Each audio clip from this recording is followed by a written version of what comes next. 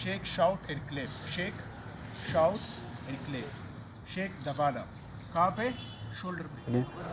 السلام علیکم د منما حکمت خان افریدی او زه د هلال احمر پاکستان سره از ډیسټریکټ فرست ایډ ټرینر کار کوم.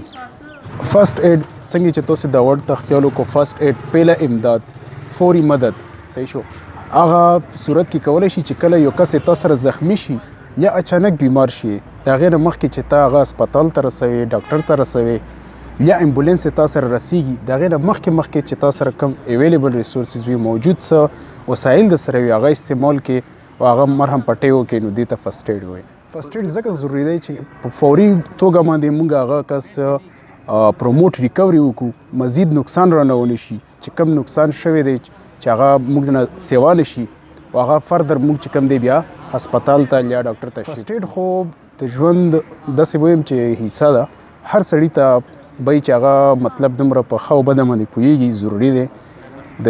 د هرې طبقې ځکه چې هر ځای کې تاسو سره حادثه پیښ کېدای شي که هغه ته چېرته په فیلډ کې وي یا په کور کې وي یا بل داسې سپورټس اکټیویټیز کوي نو فرست ایډ چې کوم دی هغه هر سړي دپاره ضروري دی. اکثر داسې وي چې حادثه وشي روډ اکسیډنټ وشي یا ماشومان وي خپله کې لوبې کوي نو هغه یو وغورځېږي یا یو کس ډوب شي ډراونینګ کیسونه چې کوم دي نو دا ډېر داسې ایمرجنسیز دي چې هغه موږ سره په سراونډینګ کې په نږدې علاقو کې په خپل کیل کود کې اکثر موږ سره کېږي او هغه صحیح طریقې سره بیا فرست ایډ نشي کولی دا مصیبت وي خو چې کله ته ټرین شي فرست ایډ وکړې صحیح طریقې سره نو دا لکه ښه امپیکټ ورځي. اصل کې سټنډرډ چې کوم دی هغه د موږ سره بیسک فرست ایډ ورته وي هغه 2 days وي او چې کوم زموږ سره ایډوانس ټریننګ وي هغه 3 days وي چې په هغې کې په 3 days کې بیا سی پی آر هم ورته وي کارډیو پلموني ریسسیټیشن د زړه او د پیپړو چې کوم بحالې عمل دی هغه پریکټیکل ډیمو هلته کېږي چې یاره یو کس فرض که د هغه ساه نشته مکمل نو هغې دپاره څه طریقه موږ فالو کولی شو د هسپتال د رسېدو نه مخکې نو دا 2 کیټګریز کې یو وی بیسک بنیادي او بل وی چې کوم دی ایډوانس هغه 3 days دا یو ډېر چونکې ایبریویشن دی د هر یو چې کوم ټکی دی هغه خپله معنا DRABC اکثر موږ ډاکټر ABC رول هم ورته وي ځکه چې ډاکټر هم ځان ته شارټکټ کې DR لیکي نو ډي چې کوم دی هغه نه رسي ډینجر خطره ټول نه اول چې ته کله یو سین ته ځې یو ځای ته ځې نو اول ځان دپاره خطره وګوره چې ما دپاره څه خطره ده هغه کس دپاره څه خطره ده. زموږ خلک اکثر دا مسټیک کوي چې هغه ځای کې خطره نه ګوري او ډایرکټ هلته کېږي چې یاره موږ هیلپ وکړو حالانکې بیا هغه په نور تکلیف کې اخته شي هغه ډینجر چې کوم دی هغه دا هم ویکټم جوړ شي. د هغې نه علاوه بیا آر دی آر وایي ریسپانس ته ته یو کس دلته پروت دی نو هغه وګوره چې تاله څه جواب درکولی شي هوش کې دی هوش کې نه دی صحیح شو هغه ته بیا پته لګېږي د ریسپانس نه. د هغې نه علاوه پسې ای ده ای چې کومه مطلب د ایروی د هغه وګوره چې په خوله کې خو داسې څه ګیر شوي نه دي یو کس تا فرض که د نهر نه راوباسلو نو هغه خامخا خولې ته چې کوم دی خټې تلي یا به پلاستیک به وي نو ایروی صفا وساته.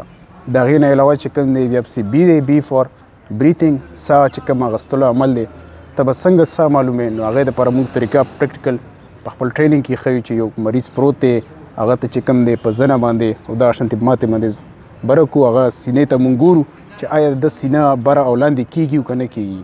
صحیح شو. او د هغې نه علاوه چې کوم دی سی سرکولیشن وګوره چې د هغه نه خو چېرته داسې وینه نه ده روانه که وینه روانه وي هغه ځای کې صحیح طریقې سره فرست ایډ وکړه هغه وینه بند کړه ځکه چې وینه بند کېدل دی دا به تا فرست پریارټي ډي ای دا چونکې نوي ګایډلاینز کې راغلي ډسیبلیټي وګوره چې دا داسې مزورتیا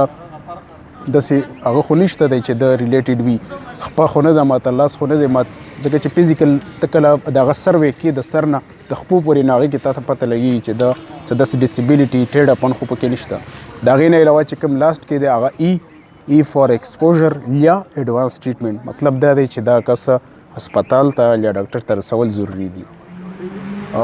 زه خو دا ویم چې زموږ مقصد هم دا دی چې کریټ فرست ایډر ان ایوری ہوم د مطلب دا شو چې مونږ په هر یو کور کې یو داسې تن پیدا وکړو